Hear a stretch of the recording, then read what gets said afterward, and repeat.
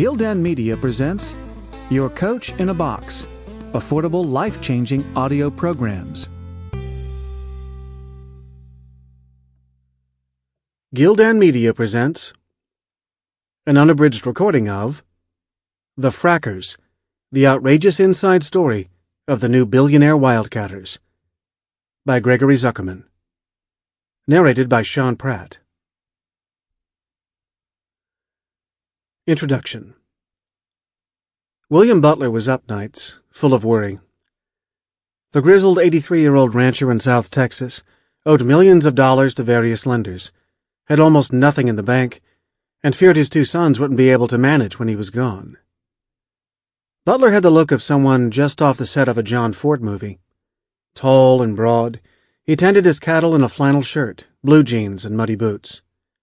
He went by the nickname Buck, spent 7 days a week working with thousands of cows on his ranch, and in his old age relied on a walking stick made from the manhood of a 2,000-pound Brahma bull.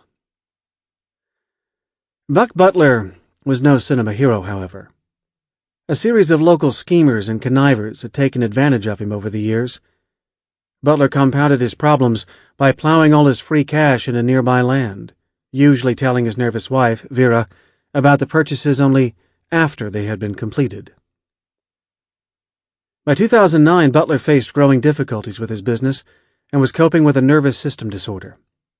Vera began taking medication to calm her own nerves. When you owe over $3 million, you worry, she explains. Less than 4 years later, on a warm January afternoon in 2013, I bounced around the front seat of Butler's new Dodge pickup as he told the story of how his difficult days had come to an end, and a new life had begun. Pointing to his rolling acreage like a proud parent, Butler described how one day, just over 2 years earlier, a representative of ConocoPhillips had come knocking on his office door to ask if the huge oil company could drill on his property. It turned out that a type of rock called shale was buried more than a mile below its surface. The rock was soaked with oil that suddenly had become accessible. Almost overnight, Butler's land was transformed into some of the most valuable acreage in the world. Butler parked his truck outside a Mexican restaurant in Nixon, Texas, population 2,400, and turned to me with piercing blue eyes. "It's goddamn unbelievable what's happened to me in the last 2 years," he said, a smile of relief forming on his rugged face.